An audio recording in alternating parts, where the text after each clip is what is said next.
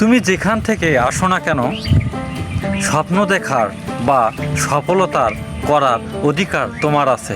কারণ হচ্ছে একটাই, সেটা হচ্ছে স্বপ্ন তুমি নিজেই দেখতেছো, আর এই স্বপ্ন পূরণটা হবে তোমার পরিশ্রম বা তোমার সফলতা কতদূর নিয়ে যাবা তোমার জীবন থেকে, ততটুকু তুমি নিজেই তোমার জীবনকেই বলে দেবে যে তুমি কতটুকু যাইতে পারবা।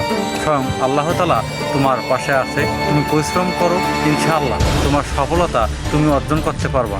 কারণ একবার পারো নেই, বারবার চেষ্টা করো, তবু তোমার সফলতাকে তোমার জীবনে প্রতিষ্ঠিত হয়ে দেখাও। আবার তুমি তোমার সফলতাকে অর্জন করে দেখাও। মানুষ কি বলে তুমি হেরে গেছো বলে থেমে থাকবা না, তুমি তোমার পথেই চলো, ইনশাআল্লাহ একদিন সফল হয়ে যাবা।